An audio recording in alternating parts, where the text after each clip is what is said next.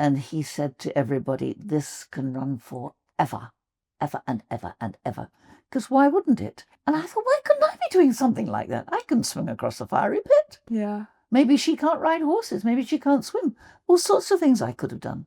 Why didn't you let me do them? When I looked at it, I didn't see the outside. I saw the inside, which was much bigger than the outside. Of course. I said it was. I've never got to say it myself before. I'm Carole Ford. Welcome to Radio Times Insiders.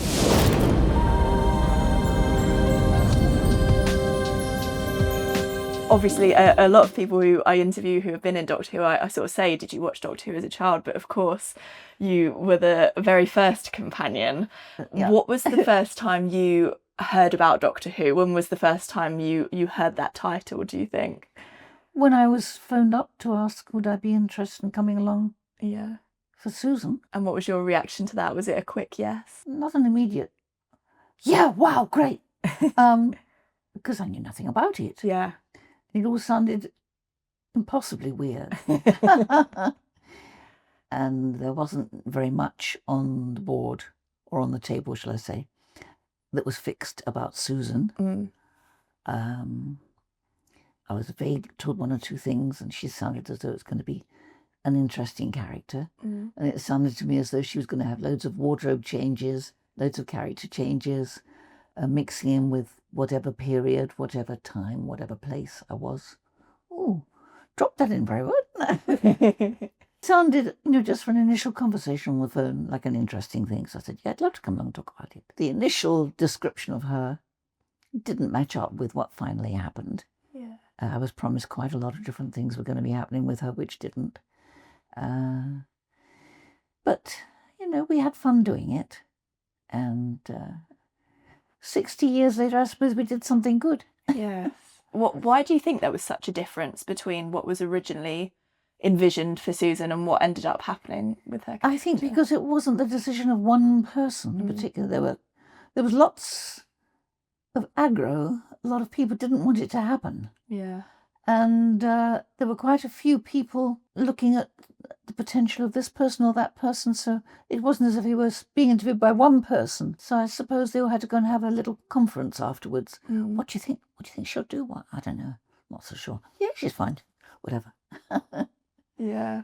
And I wonder as well, sort of, I feel like a lot of the companions back then, sort of sexism had a bit of a role in it, and that there wasn't a huge amount that women did on screen. Do you think that played into it a little bit? Without me being aware of it, I imagine. Possibly, right. I'm not sure. I just know I was very frustrated because at the time I was super fit. Yeah. I was a trained dancer, and I was a very good swimmer and horse rider, and I would have thought they could have brought some of those skills into her character and made her much more interesting. Yes. And I was lucky if I got to sort of climb up a 1-foot wall or something. Yeah, it was disappointing. Yeah, and I think in one of our previous conversations, you said that you then looked at Billie Piper, who played Rose in the revival, yeah. And you were a little bit envious. Envy, I can't tell you. Ooh. How come she's doing it and I couldn't do it? I mean, there she is. The thing I remember, I don't know what episode it was, what the name of it was. Rob will know.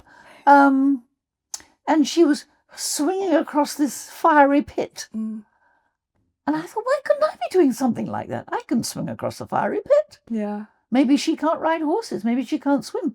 All sorts of things I could have done. Why didn't you let me do them? Yeah, I completely agree. And of course, though, you paved the way for all of these companions to come. Was there any point when you realised sort of how important the show had become? It's difficult because when you're doing it, it's just another job. Yeah. You don't do it thinking, is this going to be the one that really puts me on the map? It's just another job. The one who had the highest hopes and aspirations for it was Bill. Yeah. And he said to everybody, this can run for ever and ever and ever. Because why wouldn't it? We can be anywhere at any time. And I can't remember, was it in my time, the first regeneration, I think, changed a lot of people's attitude to it. Yes. Because it meant, we don't have to limit it to 1 season, 2 seasons, whatever. If somebody dies or gets ill or whatever, then we've got this potential to replace them in front of the audience, which has never been done before, I didn't think, ever or since. No. Oh, brilliant idea. Brilliant. Absolutely. That was incredible foresight from him then. So it's amazing to think back that he would have thought that at the time. And the part was so important to him. It was everything to him. And because of that, he was a real perfectionist with it, you know. And I think that if people were a little bit off about the idea of Bill, I think it may be because he was such a perfectionist, and if he saw people fooling around with the part and not taking it all seriously. But he's right, you know, with that sort of crazy stuff, unless you're doing it seriously, it doesn't mean anything to the audience. I mean, if you're thinking, oh, a load of rubbish, or what's then how are the audience going to ever accept what's going on, you know, and be entertained by it? But all these sort of things, you know, horror movies, all these sort of weird things, you've got to take it seriously. Yeah. I mean, we got rid of all our giggles about the various monsters in rehearsals, you know. And just as well we did, because sometimes I look back and I think, how did I ever keep a straight face when I was being carried around on the back of a wood or whatever? What was your first impression of William Hartnell when you first met him? Do you remember? I thought he was adorable. He was very charming, very sweet, very considerate, and took it all very seriously, which I approved of. I don't like people messing about and giggling and things. You know, they've got to take the work seriously. Yeah. And of course, you had some other incredible co-stars who we've unfortunately lost as well. Oh, William Russell. Yes. Oh. What's your kind of lasting memories of him? How absolutely adorable he was. And my first impression, which you didn't ask me, but I'll tell you, my first impression was, cool.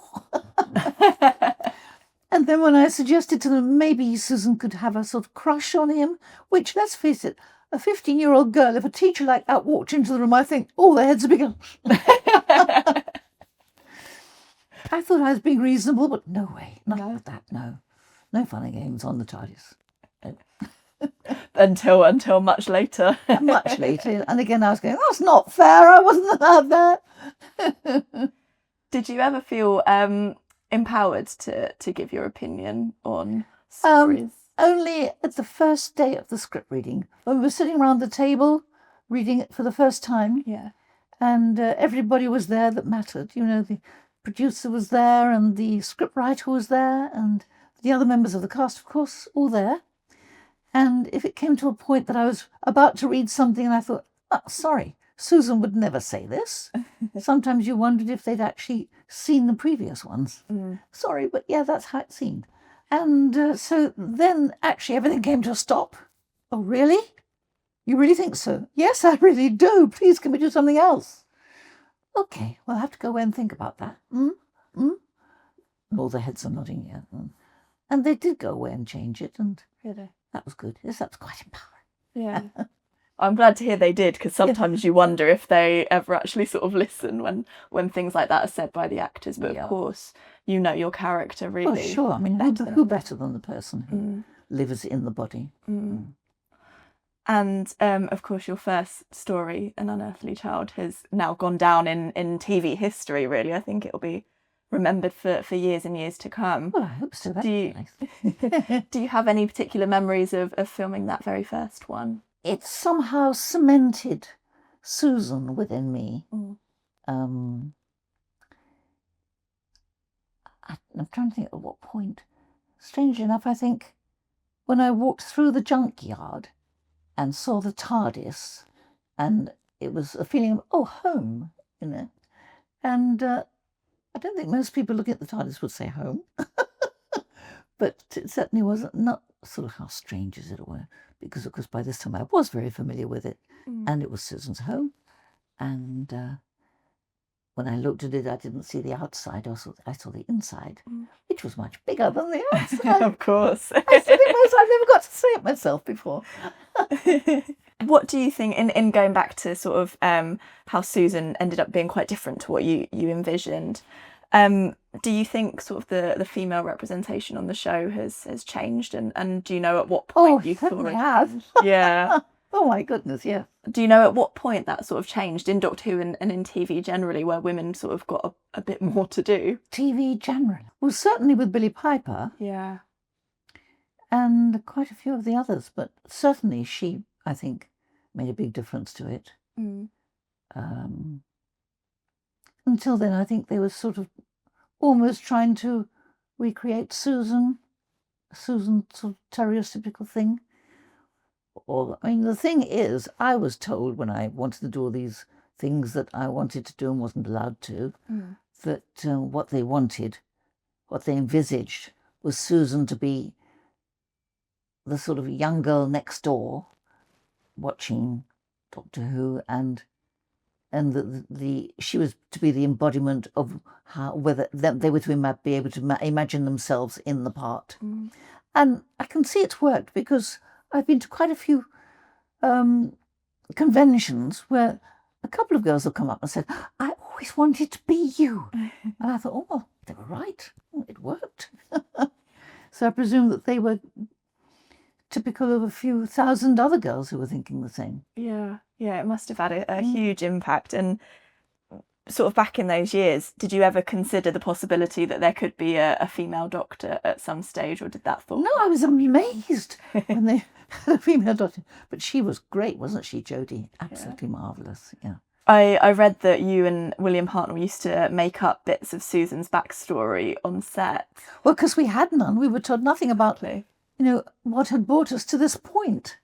And an actor has to have an idea of what happened before you step through the door, and also what's going to happen after you step through the other door.